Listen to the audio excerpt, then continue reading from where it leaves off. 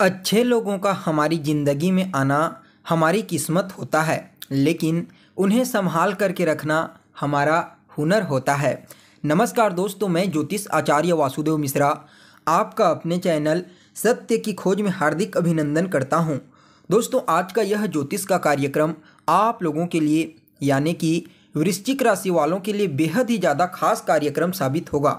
आज हम चर्चा करेंगे आपके साप्ताहिक राशिफल के बारे में। जी हाँ दोस्तों, हर बार की तरह इस बार भी मैं आपको बताऊंगा आप लोगों के लिए कैसा रहेगा आपके जीवन काल का 11 दिसंबर से लेकर 17 दिसंबर के मध्य का समय। जी हाँ, संपूर्ण साप्ताहिक राशिफल के बारे में चर्चा करेंगे, जिसमें ग्रहों की स्थिति के आधार पर आपको किस प्रकार का परिणाम आने वाले 7 दिनों में देखने को मिलेगा और जो ग्रह नेगेटिव रूप से आपको प्रभावित करेंगे उसके लिए क्या उपाय आपको करना चाहिए, हर एक जानकारी आपको विस्तार के साथ बताएंगे। इसलिए कार्यक्रम को बिना मिस किए अंत तक देखिए। और अगर आप अपनी जन्म कुंडली पर परामर्श लेना चाहते हैं हमारे द्वारा, तो वीडियो के अंदर और डिस्क्रिप्शन बॉक्स में आपको नंबर मिल जाएगा, जहां से आप संपर्क करके अपनी जन्म कुंडली का विस्तार के साथ विश्लेषण करवा सकते हैं। तो दोस्तों देखिए, साप्ताहिक राशिफल में मुख्य रूप से चंद्रमा के गोचर की गणना की जाती है। क्योंकि चंद्रमा मन का कारक ग्रह होता है। जो कुछ भी हम सोचते हैं, जो कुछ भी समझते हैं, उसे ही जीवन के हर पहलू में लागू करने का प्रयास करते हैं। इसलिए हमारे दैनिक जीवन के ऊपर चंद्रमा का प्रभाव सबसे ज़्यादा देखने को मिलता है। तो ऐसे में दोस्तों, अगर इस सप्ताह चंद्रमा की स्थिति के बारे में बात की जाए तो सप्ताह के शुरुआत में यानी कि 11 और 12 तारीख को चंद्रमा वृश्चिक राशि में गोचर करेंगे। वृश्चिक राशि चंद्रमा की नीच राशि होती है, जिसकी वजह से इस समय थोड़ा टेंशन और तनाव की स्थिति उत्पन्न हो सकती है।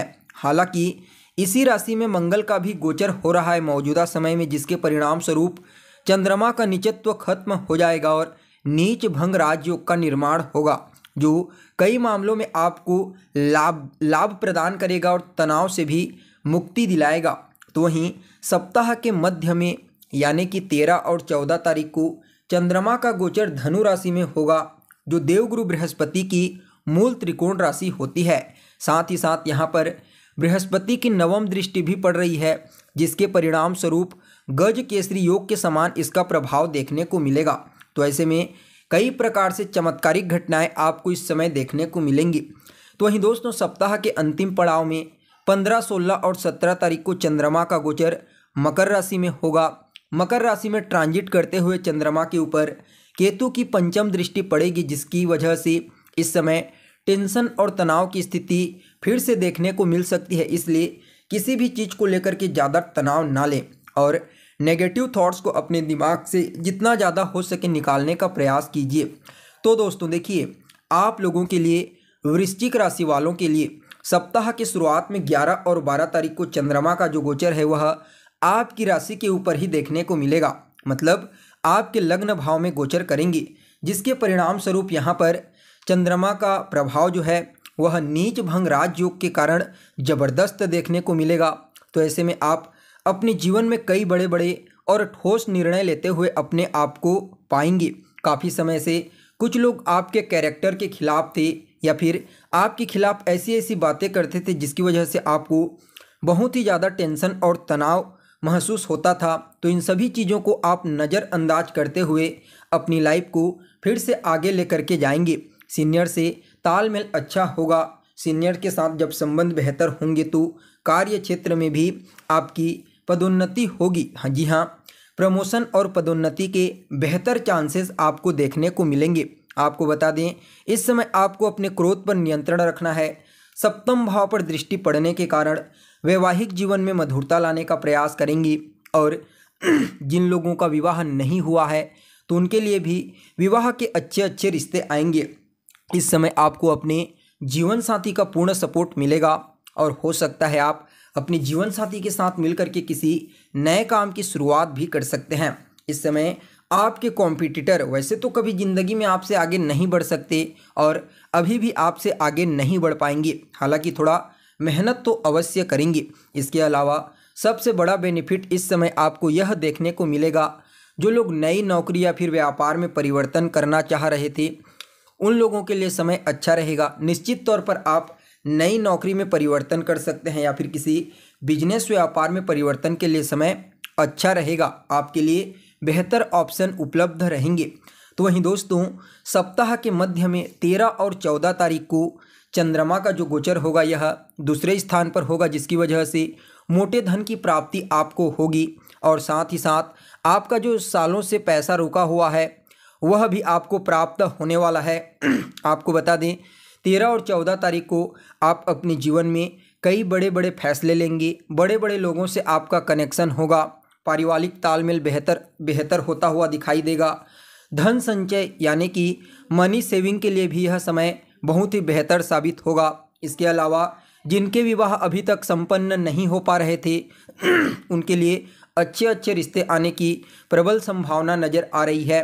साथ ही साथ देखा जाए तो अगर आप किसी से प्रेम विवाह करना चाहते थे तो निश्चित तौर पर आप इस समय प्रेम विवाह कर सकते हैं, आपको लाभ की प्राप्ति होगी। साथ ही साथ दोस्तों इस समय आपको फैमिली का पूर्ण रूप से सपोर्ट मिलने वाला है।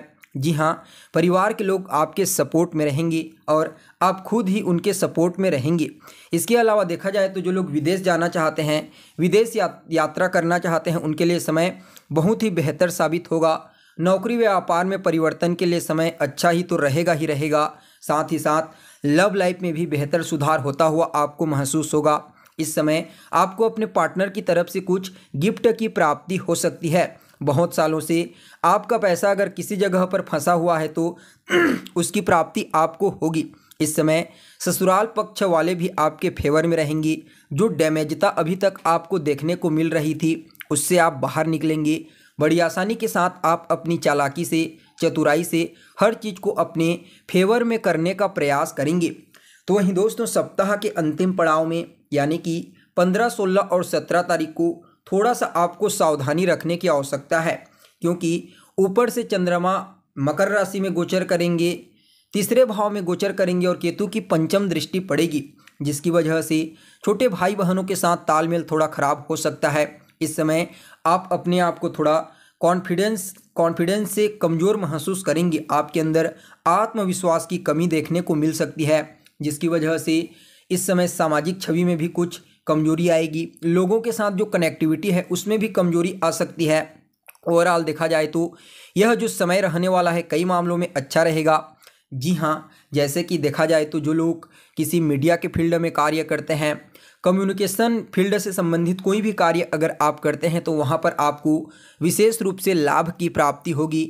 जीवन में आने वाली चुनौतियों का सामना करने के लिए आपको इस समय देवगुरु बृहस्पति की कृपा प्राप्त होगी, जिसकी वजह से आप बड़ी आसानी से चुनौतियों का सामना करते हुए आगे बढ़ेंगे। साथ ही साथ देखा जाए तो इस समय आपका भाग्य आपका साथ देगा। धार्मिक चीज़ों में आपकी रुचि बनेगी। इस समय या तो आप अपने परिवार के साथ या फिर अपने दोस्तों यारों के साथ किसी धार्मिक स्थल की यात्रा का प्लान बना सकते हैं। जी हाँ दोस्तों, यह समय आपके लिए अच्छा साबित होगा। साथ ही साथ आपकी जो सीनियर हैं, उच्च अधिकारी हैं, उनका सपोर्ट आपको प्राप्त होगा और किसी अच्छे गुरु, किसी महान संत की तलाश जो है वह आपकी पूरी हो सकती है। अगर आपको किसी अच्छे गुरु की कृपा प्राप्त हो जाती है तो निश्चित तौर पर आप अपने जीवन में बड़ी तेज़ी से आगे बढ़ते हुए तरक्की करेंगे। ओवरऑल देखा जाए तो यह जो सप्ताह है आप लोगों के लिए कई मामलों में अच्छा साबित होगा।